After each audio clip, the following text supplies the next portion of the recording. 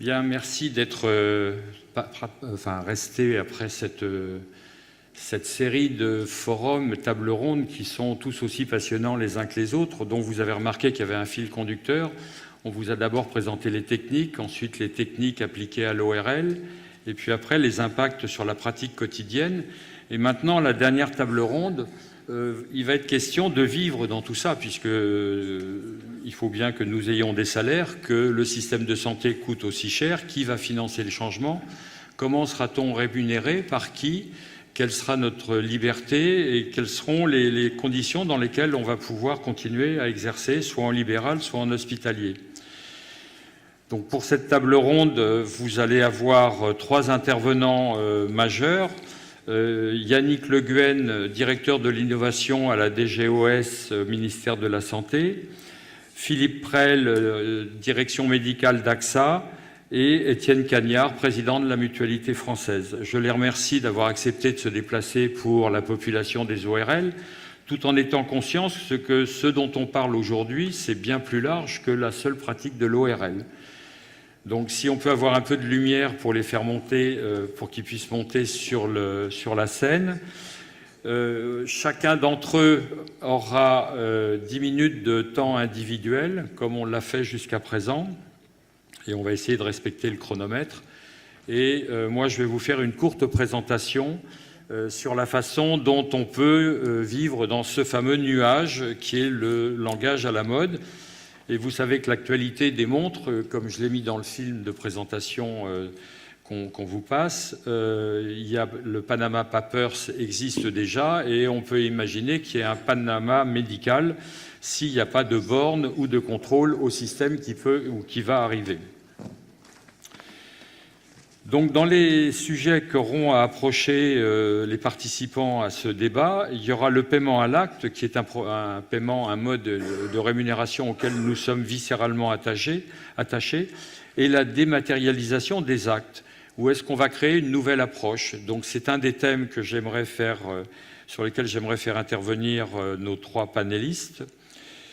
L'indépendance de l'exercice, qui va être en jeu. Sous la coupe de qui va-t-on passer? On est actuellement en partenariat avec la Caisse d'assurance maladie. On connaît les avantages et les inconvénients. On voit arriver les complémentaires. Qu'est-ce que ça cache? Quelles seront les valeurs qui seront derrière? Et quelle sera notre indépendance par rapport à des critères et des bases de données qu'on a vues qui seront multinationales? Autre question qui est importante, ça a été un peu abordé précédemment, c'est quid de ces données qui nous arrivent du ciel et qui vont inonder nos cabinets et qui vont nous laisser porter un diagnostic, parce qu'il ne faut pas rêver. Ils ne vont pas poser le diagnostic à notre place, c'est nous qui aurons la responsabilité de le faire. Sauf que si les données qui sont diffusées ne sont pas exactes, nous allons être en porte-à-faux. Solidarité nationale ou assurantiel individuel, c'est un peu ce que je vous disais, c'est un sujet majeur, me semble-t-il, de cette table ronde.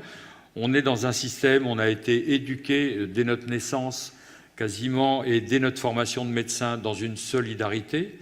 La solidarité avec tout le sens que ça peut avoir.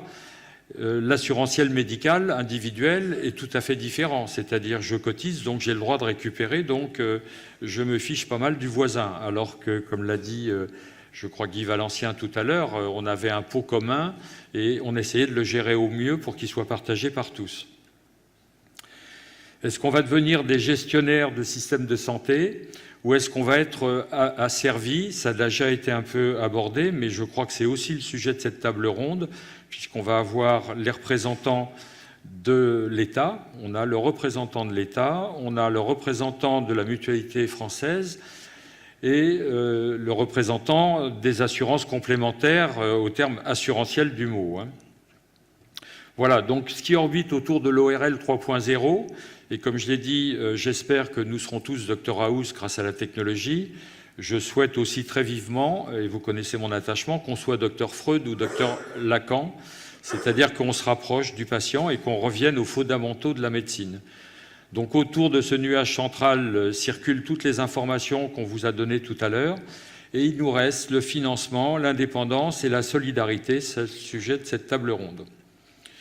Donc le numérique arrive au secours du système de santé. Est-ce que c'est Étienne Cagnard qui a écrit cet article remarquable qui est prémonitoire dans la négociation conventionnelle? On est dans une période où on voit arriver l'ubérisation, ça a été expliqué. Moi, je vous rajoute de ces jours derniers la panamisation de la médecine, ou alors on fait autre chose. Et c'est un peu pour ça qu'on est là, c'est un peu pour ça que le syndicat des ORL réunit ces experts de renommée, pour démontrer qu'on peut tous ensemble essayer de trouver quelque chose d'autre à la française, entre guillemets, mais dans le bon sens du terme.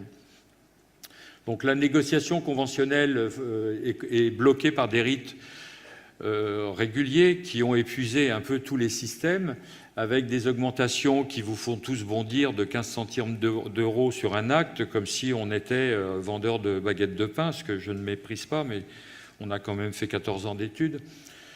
Donc la remise en cause de notre système par la pression numérique doit permettre la régénération. Ça peut être une porte de sortie par le haut, comme on essaye de le dire. Est-ce que nos experts peuvent répondre à ces thèmes? Et donc moi j'insiste sur les valeurs qu'on doit préserver, valeurs éthiques, valeurs scientifiques, et l'amélioration constante de nos formations et de nos pratiques. Vous savez qu'en ORL, et on le fera cet après-midi, il y a des formations médicales continues auxquelles on est très attaché pour la spécialité. On aura 2 sessions de DPC tout à l'heure. Et puis surtout, l'accessibilité aux soins pour tous et partout sur le territoire.